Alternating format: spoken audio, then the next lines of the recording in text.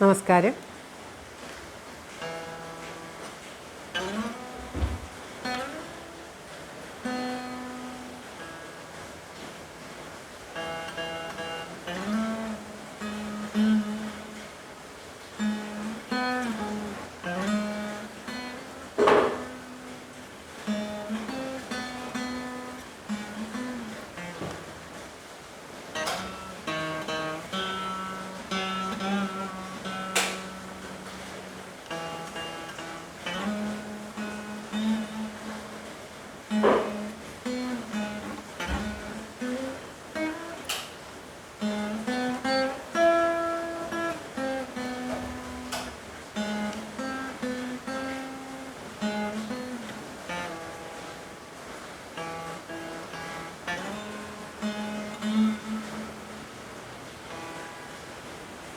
എല്ലാവർക്കും ഓണാശംസകൾ.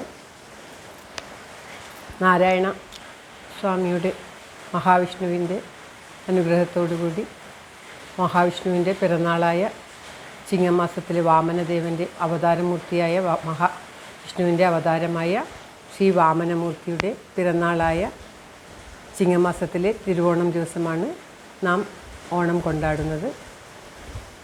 സമൃദ്ധിയുടെ ഉത്സവമായ ഈ ഓണം എല്ലാവർക്കും എല്ലാവിധ ആയുരാരോഗ്യ സൗഖ്യവും നന്മയും ഉണ്ടാക്കട്ടെ എന്ന് പ്രാർത്ഥിച്ചുകൊണ്ട്, നാരായണമൂർത്തി മഹാബലിയെ അനുഗ്രഹിച്ച് സുതലം എന്ന ലോകത്തേക്ക് അയക്കുകയും അവിടെ ഭഗവാൻ തന്നെ കാവലായി നിൽക്കുകയും അടുത്ത മന്വന്തരത്തിൽ നീ ഇന്ദ്രനാകും എന്ന് അനുഗ്രഹിക്കുകയും ചെയ്ത മഹത് ദിവസം, അങ്ങനെയുള്ള ഒരു മനസ്കതയുള്ള ഭഗവാന്റെ പിറന്നാളാണ് നാം ഓണമായിട്ട് കൊണ്ടാടുന്നത്. അതല്ലാതെ മഹാബലിയെ ഇന്ദ്രൻ്റെ അസൂയ കൊണ്ട് പാതാളത്തിലേക്ക് ചവിട്ടിത്താഴ്ത്തുകയല്ല ഉണ്ടായത്.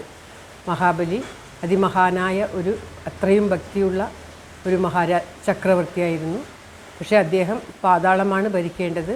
3 ലോകവും അടക്കി വാഴുന്നു. ഗുരുവിൻ്റെയും മറ്റുള്ളവരുടെയും ഉപദേശം കൊണ്ട് അടക്കി വാഴുന്നത് മാത്രമല്ല, അദ്ദേഹത്തിന് അഹങ്കാരവും വന്നു. തൻ്റെ ഭക്തന്മാർക്ക് അഹങ്കാരം വന്നാൽ ഭഗവാന് അത് സഹിക്കാൻ പറ്റില്ല. ദുഷ്ടന്മാരുടെ അഹങ്കാരം ഭഗവാൻ ഇഷ്ടം പോലെ വളർന്നുകൊള്ളട്ടെ എന്ന് സമ്മതിച്ചു വിടും. എന്നാൽ തൻ്റെ ഭക്തന്മാർക്ക് ഒരല്പം പോലും അഹങ്കാരമുണ്ടായാൽ അത് അവരുടെ നാശത്തിന് കാരണമായി തീരും എന്നുള്ളത് കൊണ്ട് ഭഗവാൻ തൻ്റെ ഭക്തന്മാരുടെ അഹങ്കാരം എപ്പോൾ അവർക്ക് അഹങ്കാരമുണ്ടാകുന്നുവോ അപ്പോഴൊക്കെ അവിടെ അപ്രത്യക്ഷനായിട്ടും തൻ്റെ ഭക്തന്മാരുടെ അഹങ്കാരം ശമിപ്പിക്കും. ഗോപികമാരുടെ കാര്യത്തിൽ നമുക്ക് കാണാം. രാസക്രീഡയുടെ സമയത്ത് ഭഗവാൻ അവർക്ക് അഹങ്കാരം വന്നപ്പോൾ അവിടെ നിന്നും അപ്രത്യക്ഷനായി അവരെ പരീക്ഷിച്ചു. അർജുനന് അഹങ്കാരം വന്നപ്പോൾ ആ ദ്വിജൻ്റെ പുത്രനെ അപ്രത്യക്ഷമാക്കി അഹങ്കാരം ശമിപ്പിച്ചു. അങ്ങനെ ഓരോരുത്തർക്കും തൻ്റെ ഭക്തന്മാർക്ക് നമുക്ക് ഭാഗവതത്തിൽ ഉടനീളം കാണാവുന്നതാണ്.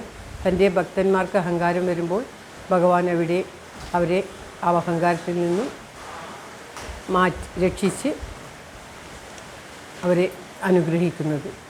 അപ്രകാരം മഹാബലിക്ക് അഹങ്കാരം വന്നപ്പോൾ അദ്ദേഹത്തിൻ്റെ അഹങ്കാരത്തെ ഇല്ലാതാക്കി അദ്ദേഹത്തെ അനുഗ്രഹിച്ച് സുതലത്തിലേക്ക് അയക്കുകയാണ് ഉണ്ടായത്. എപ്പോഴോ ഏതോ ഒരു നാടൻ പാട്ടിൽ ഇങ്ങനെ മഹാബലിയെ ഭഗവാൻ ചതിച്ചു, പാതാളത്തിലേക്ക് അയച്ചു എന്നൊക്കെ പറയുന്നത് തെറ്റിദ്ധാരണയാണ്. അപ്രകാരം അനുഗ്രഹം നേടിയ മഹാബലി ഒരുപക്ഷെ തൻ്റെ പ്രജകളെ കാണാൻ അവിടുത്തെ പിറന്നാളായ തിരുവോണം നാൾ ഞാൻ വരണമെന്ന് ലോകത്തിലേക്ക് വന്ന് എല്ലാവരെയും കണ്ടിട്ട് ഈ ഭൂലോകത്തിലേക്ക് വന്ന് സുതലത്തിൽ നിന്നും ഭൂലോകത്തിലേക്ക് വന്ന് തൻ്റെ പ്രജകളെ കണ്ടു പോകണം എന്നുള്ള മാതിരി ഒരു കൽപ്പന ഉണ്ടാക്കിയിട്ട് അപ്രകാരമായിരിക്കാം തിരുവോണ ദിവസം മഹാബലി വരുന്നത് മാതിരി നാം കൊണ്ടാടുന്നു. മഹാബലി വരുന്നതും മാവേലി നാടുവാണിടും കാലം മനുഷ്യരെല്ലാവരും ഒന്നുപോലെ ഇങ്ങനെ പറയുന്നതും ഓണം വിറ്റ് കാണമുണ്ണണം എന്ന് പറയുന്നതും എല്ലാം ഒരു മഹത്തായ സന്ദേശമാണ്. അതിൽ മഹാബലിയെ ചതിച്ച് പാതാളത്തിലേക്ക് മഹാവിഷ്ണു അയച്ചു എന്നുള്ളത് മാത്രമാണ് തെറ്റായ ധാരണ. ആ തെറ്റിദ്ധാരണ മാറ്റാൻ കൂടിയാണ് ഓണസന്ദേശമായിട്ട് ഇപ്രകാരം പറഞ്ഞത്. ശ്രീമൻ നാരായണ എന്നുള്ള കീർത്തനത്തിൻ്റെ ആദ്യത്തെ ഭാഗമാണ് പാരായണം വീണയിൽ വായിച്ചത്.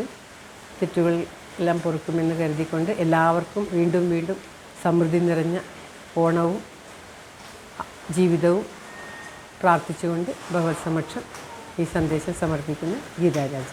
Thank you for watching. All the best. Have a very very nice Onam and day.